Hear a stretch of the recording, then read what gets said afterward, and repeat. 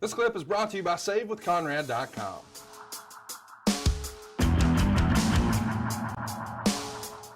And so with that, we'll continue to move on here. We're talking World Championship Wrestling. It aired on October 17th as a matinee show. This one takes place at the TBS studios, Arn, and you and Tully are defending your titles against Rocky King and George South. And I say Rocky King because I recently, just on the Kurt Angle show, we're talking with Jonathan Gresham. It's not been pushed out there yet. Hasn't come out. It will in a few weeks. But you know how he was introduced to wrestling? By Rocky King, who works at a car dealership, and he ended up meeting him.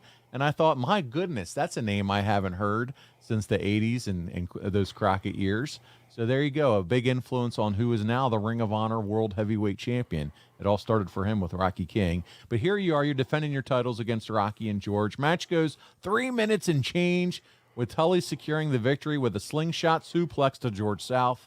Another guy that's had a tremendous influence in wrestling, Arn, George South. Yep. George is still around. George is still wrestling. And that says something. Yep. You know, number one, it says his love for the business is incredible. Number two, he's been very, very lucky to have not been injured to the degree he had to quit. And, you know, George still is out there entertaining crowds, and it's amazing.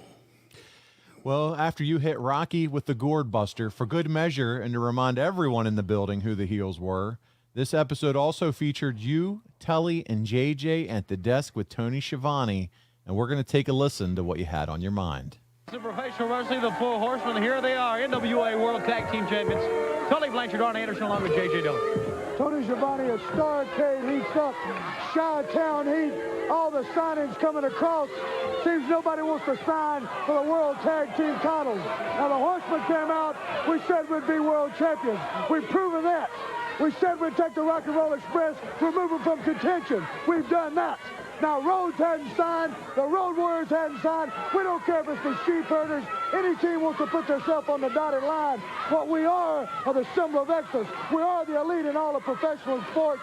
And when it comes to Starrcade, the back of my neck gets hot because what it does, it shows a proven ground. It shows 10 million people all at one time. The reason we are the elite, we can show everybody that we are the finest team in all of professional wrestling. Tell us, Colin. You know, Double A, when you think about the chase that we had to go through, the Rock and Roll Express, many hard matches, the greatest tag team over the last 4 years, the name's Rock and Roll Express, synonymous with tag teams and the tag team championships, the world championships I speak of. Now then, something happened and people let it throw like there's a lot of smoke all over. Well, that particular night, something happened to Ricky Morton. He showed enough guts to come to the ring wounded. But the fact remained, he was a little bit short, and he had his arm ripped off. But oh no, nobody says Arn got hurt 3 days earlier by the Road Warriors slamming him off the edge of the ring onto the floor. He came, nobody says he was hurt. Tully was hurt, nobody says that. We took advantage of an opportunity, yes, but our names were on the contract. And we were there, wounded as it were. And we walked out with these.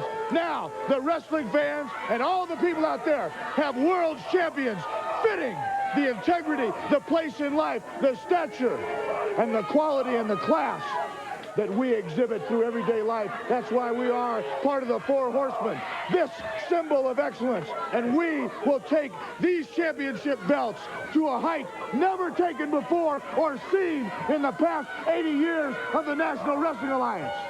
Now then, you talk about somebody out here wanting to crack on the National Wrestling Alliance. Well, my friend, you go sell out some buildings before you start cracking on what is the elite in professional wrestling. As usual, Tony Schiavone, it has been your pleasure. There they are, your World Tag Team Champions, fans. Oh, I had to make that clear to Schiavone. But I got to talk about Tully here, man, because he really embraced that shit-talking heat magnet, and it's clear he knew how to draw money, isn't it?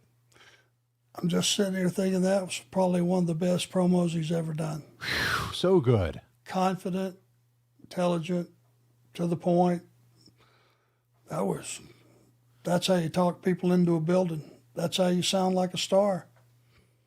And boy, you two were stars together, both so good on the mic. individually and now collectively.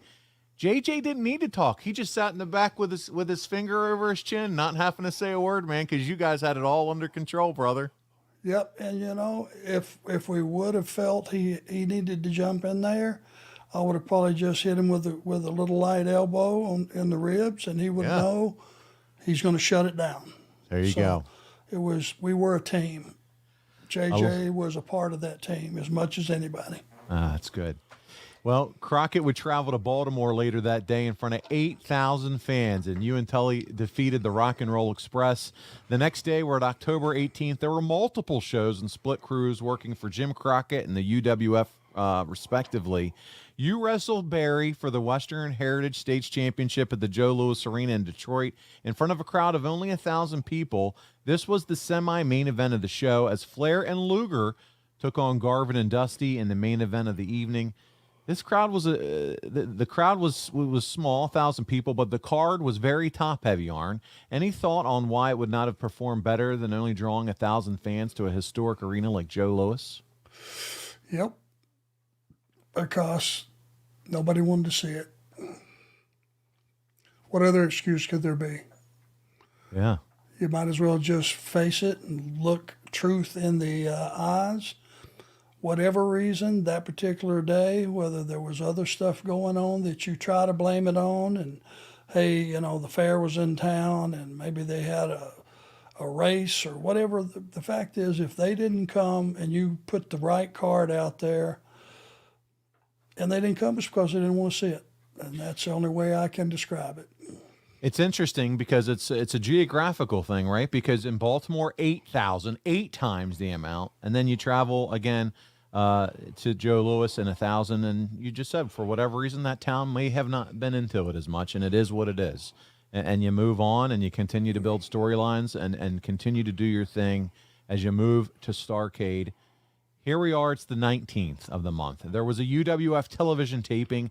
The most significant thing concerning you and Tully on this show was the official announcement that the Horsemen were going to take on the Road Warriors at Starrcade in Chicago. Later on that day, you and Tully worked the Greenville Memorial Auditorium with both of you in singles action. You defeated Robert Gibson in a taped fist match, while Tully would come up on the losing end of a bunkhouse match against Ricky Morton. And then we moved to the 21st of October. You wrestled Mike Rotunda, who at the time was the Florida Heavyweight Championship. So I'm going to pause right here, Arn. Any memories of working with Mike Rotunda in this area? Yeah, what an athlete. You know, two-sport athlete at Syracuse, amateur wrestling, football. Mike was a horse. He was a hell of a wrestler, a hell of a worker. Great cardio shape. I mean, nothing but good things to say about Mike Rotunda. Very smart, very intelligent where the business was concerned. And got to spend some time with Mike in the ring, and it was a learning experience for me, that's for sure. Yeah, I know. He had a lot of fun. You know, I remember him early on in the 80s teaming up with Barry Windham, 85 WrestleMania, the U.S. Express. But then he would come over here and be part of the Varsity Club eventually with Kevin Sullivan and Dr. Death and that group when he'd wear that Syracuse slinglet. And, man, he was TV champion, and he would show his skill set off in the ring. He knew what he was doing in there. And, you know, obviously he would move on in his persona and now have a couple of talented sons that are in the business.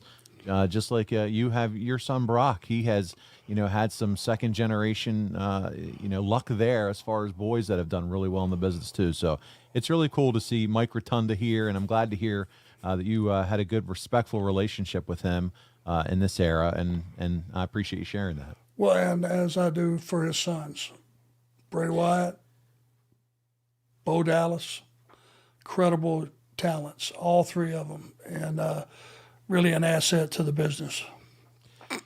Hey, it's Conrad Thompson. Thanks for checking out the podcast here on YouTube.